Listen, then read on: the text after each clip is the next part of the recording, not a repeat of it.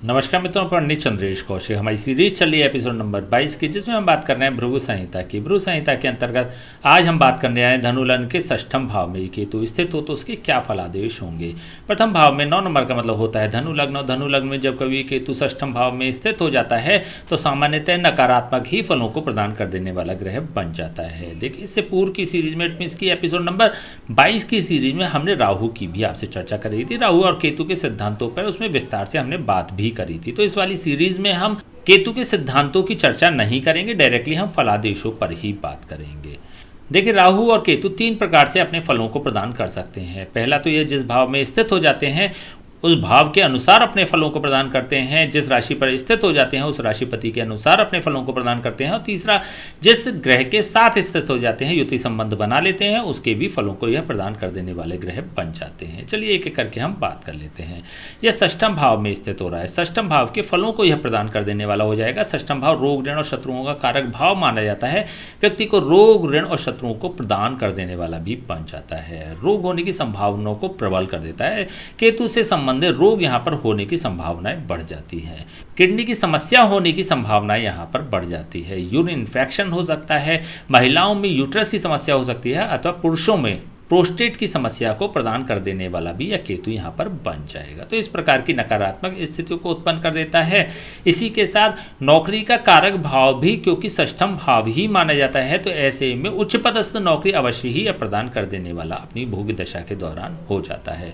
ऐसे लोगों को शत्रु भी प्रदान कर देने वाला बन जाता है। प्रबल शत्रु प्रदान कर देने वाला बन जाता है। शत्रुओं की संख्या अधिक भी होती है।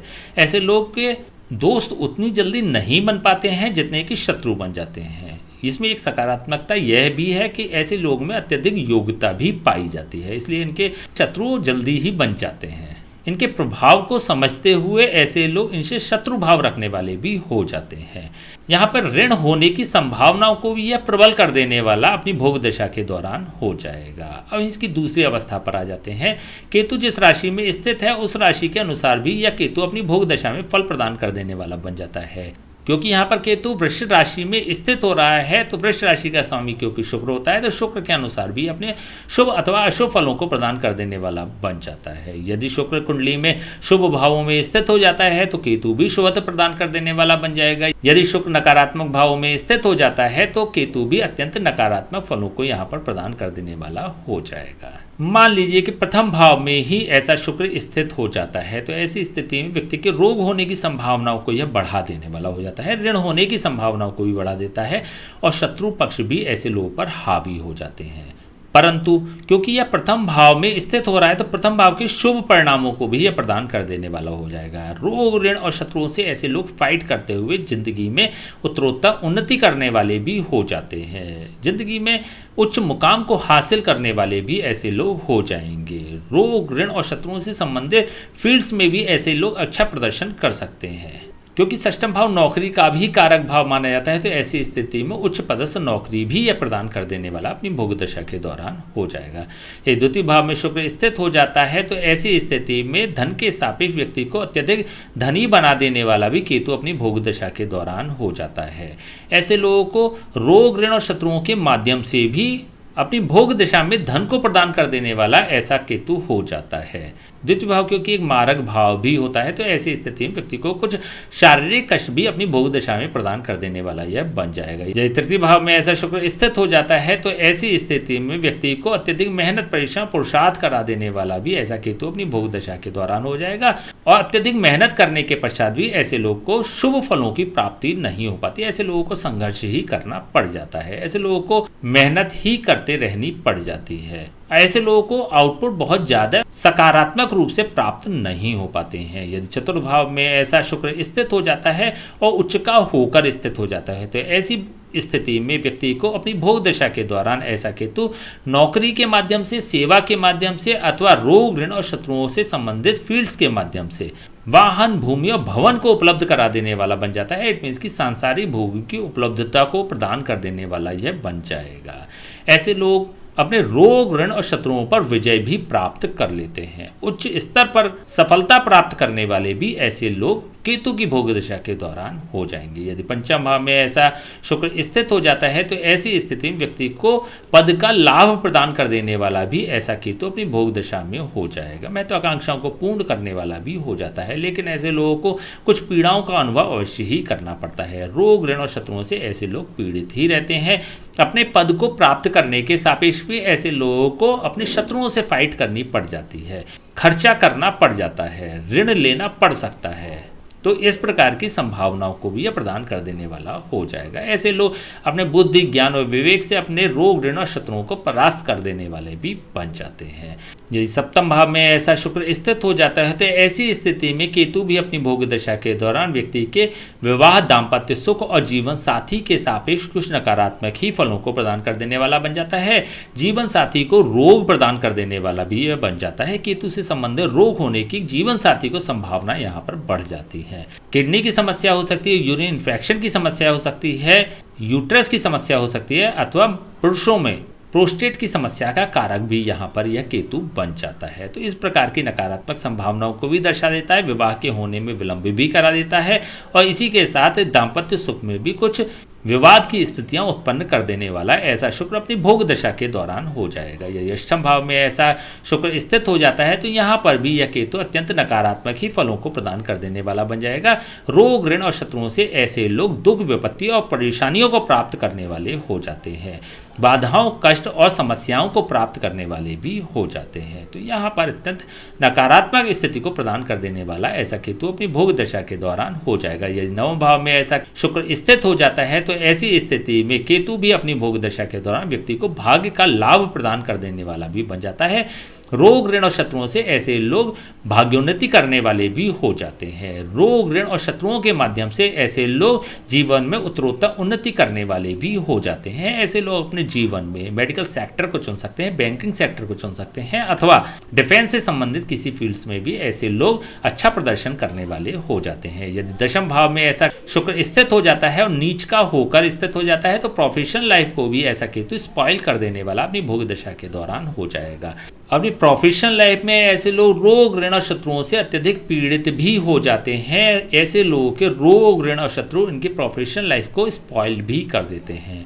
ऐसे लोगों की नौकरी जा सकती है, बिजनेस बंद हो सकता है। तो इस प्रकार की संभावनाओं को, इस प्रकार की नकारात्मक संभावनाओं को भी यह प्रदर्शित कर देने वाला हो जाता है।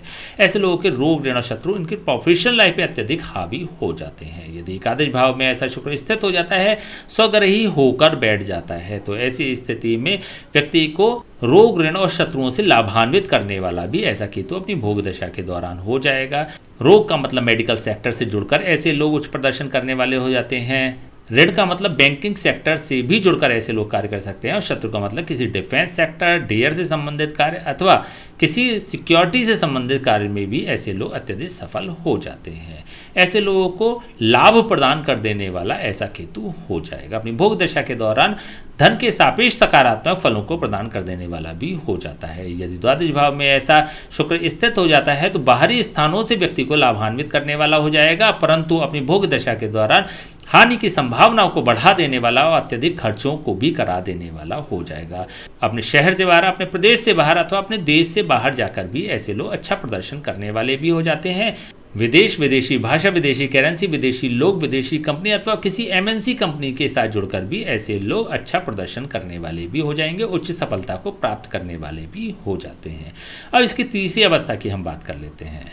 केतु के साथ यदि कोई अन्य ग्रह युति संबंध बनाकर बैठ जाता है तो फिर किस प्रकार के परिणाम होंगे। मान लीजिए कि यहाँ पर सूर्य ही स्थित हो जाता है, तो सूर्य यहाँ पर भाग्य भाव का स्वामी हो रहा है। भाग्येश होकर जब यह षष्ठम भाव में स्थित हो जाता है तो यहाँ पर विशेष लाभ प्रदान नहीं कर पाता है, क्योंकि यहाँ पर भाग्येश ही स्वयं त्रिक स्थान में पहुंच गया है। केतु की भोग दशा के दौरान ऐसे लोगों को कुछ भाग्य की प्राप्ति तो हो जाती है। केतु अपनी भोग दशा के दौरान व्यक्ति को कुछ भाग्यशाली तो अवश्य ही बना देता है, लेकिन ऐसे में भी ऐसे लोगों को उच्च फलों की प्राप्ति नहीं हो पाती है। परंतु ऐसे लोग अपनी प्रोफेशनल एजुकेशन में रोग, ऋण अथवा शत्रुओं से संबंधित प्रोफेशन को चुनने वाले भी हो जाते हैं। इट मीन्स कि ऐसे लोग मेडिकल की पढ़ाई करने वाले भी हो सकते हैं, बैंकिंग की पढ़ाई करने वाले भी हो जाते हैं। तो इस प्रकार की संभावनाओं को भी ये प्रदर्शित कर देने वाला हो जाता है।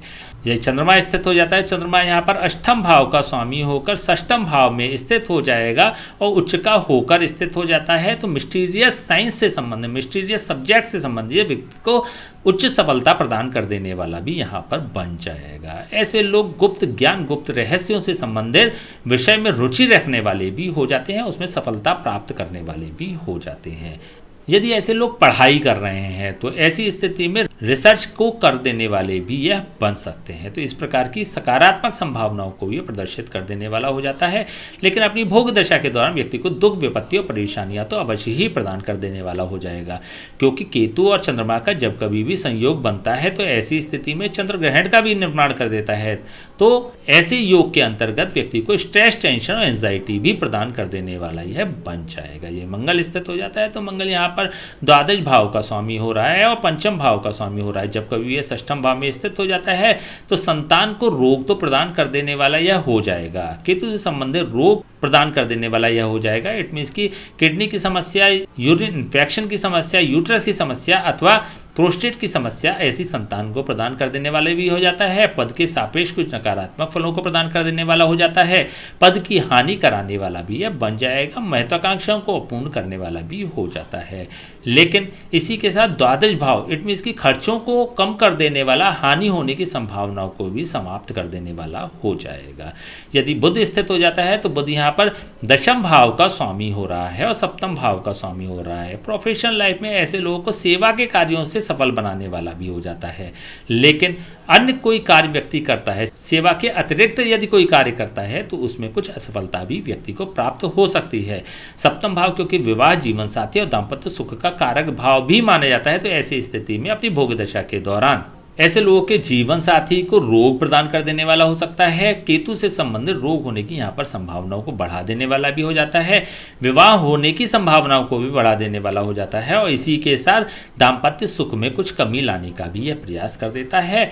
पति पत्नी में कुछ विवाद की स्थितियों को भी उत्पन्न कर देने वाला बन जाता है। यदि गुरु स्थित हो जाता है तो गुरु यहाँ पर चतुर्थ भाव का स्वामी हो रहा है और प्रथम भाव का स्वामी हो रहा है। ऐसे में जब यह षष्ठम भाव में स्थित हो जाएगा तो फर्स्ट ऑफ ऑल तो व्यक्ति को स्वयं को ही बीमार कर देने वाला यह बन जाता है, पीड़ित कर देने वाला बन जाता है। रोग ऋण शत्रुओं से अत्यधिक ग्रसित कर देने वाला भी यह हो जाएगा।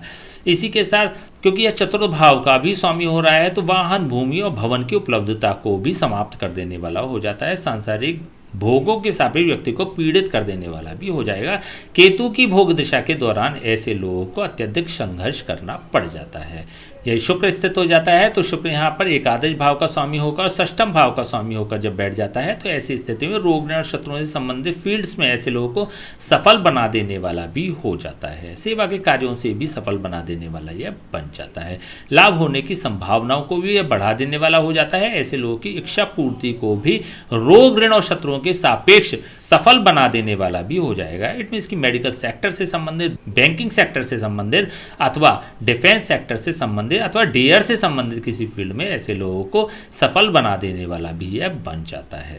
यह शनि स्थित हो जाता है तो शनि तो यहाँ पर देखिए अत्यंत नकारात्मक हो रहा है। एक मारक भाव का स्वामी हो रहा है, एक मृत्यु स्थान का स्वामी हो रहा है। ऐसे में अत्यंत मारक होकर जब ये षष्ठम भाव में स्थित हो जाता है तो रोग ऋण और शत्रुओं से व्यक्ति को अत्यधिक पीड़ित कर देने वाला भी हो जाएगा। अत्यधिक नकारात्मक फलों को प्रदान कर देने वाला केतु की भोग दशा के दौरान हो जाएगा। ऐसे लोगों को आर्थिक, शारीरिक और मानसिक रूप से कष्ट प्रदान कर देने वाला भी यह बन जाएगा। धन की हानि करा देने वाला और पुरुषार्थ को भी समाप्त कर देने वाला हो जाता है। इम्यूनिटी और विटैलिटी को भी कम कर देने वाला ऐसा केतु अपनी भोग दशा के दौरान हो जाएगा। चलिए अब इसके उपाय की बात कर लेते हैं। क्या उपाय हो सकते हैं? देखिए, जब कभी आपको केतु का उपाय करना होगा तो उससे पूर्व आपको दो उपाय और भी करने होंगे। पहला तो केतु जिस राशि पर स्थित है उस राशि के स्वामी के अनुसार आपको उपाय कर लेने चाहिए। इट मीन्स की बात कर रहे हैं हम शुक्र की। शुक्र कुंडली में जैसा भी होगा वैसा ही केतु भी रिएक्ट करने वाला हो जाता है। तो क्या आपको फलादेशों को पहले देख लेना चाहिए, आवश्यकता होने पर उसका उपाय भी कर लें। देखिए, शुक्र पर हमने 144 वीडियो आपको प्रदान किए हैं। धनु लग्न के विभिन्न भाव में शुक्र की स्थिति पर भी हमने 12 वीडियो तैयार किए हैं, तो आप अपने वाली वीडियो को देखिएगा। उसी वीडियो के अंत में आपको उपाय भी मिल जाएंगे, आवश्यकता होने पर वो उपाय भी आप कर लें। तत्पश्चात आपको ये देखना है कि केतु के साथ यहाँ पर कोई अन्य ग्रह स्थित तो नहीं है। यदि कोई अन्य ग्रह स्थित होता है तो फिर उसके भी आपको फलादेश देख लेने चाहिए। उसी वीडियो के अंत में आपको उपाय मिल जाएंगे, तो वो उपाय भी आपको कर लेने चाहिए। बेसिकली सूर्य से लेकर राहु तक प्रत्येक ग्रह पर हमने 144 वीडियो तैयार करके आप तक पहुंचाए हैं। हमारी प्लेलिस्ट में जाकर आप संबंधित वीडियो को देख सकते हैं। सभी वीडियो के अंत में आपको उपाय भी मिल जाएंगे, उन उपायों को आप कर सकते हैं। इसके पश्चात ही आपको केतु का उपाय करना चाहिए। केतु के लिए बुधवार से प्रारंभ करें, अपनी थाली में से एक रोटी निकालकर अलग रख दें, भोजन करने के पश्चात वो कुत्ते को प्रदान कर दें। यदि आप ऐसा नियमित करते हैं, प्रतिदिन करते हैं, तो फिर केतु आपके लिए अत्यंत शुभ फलों को प्रदान कर देने वाला भी हो जाएगा। ठीक है, तो चलिए आज हमने बात करी धनु लग्न के षष्ठम भाव में ये केतु स्थित हो तो उसके क्या फलादेश होंगे। नेक्स्ट वीडियो हम बात करेंगे धनु लग्न के सप्तम भाव में ये केतु स्थित हो तो उसके क्या फलादेश होंगे। तब तक के लिए हमें आज्ञा दीजिए, नमस्कार।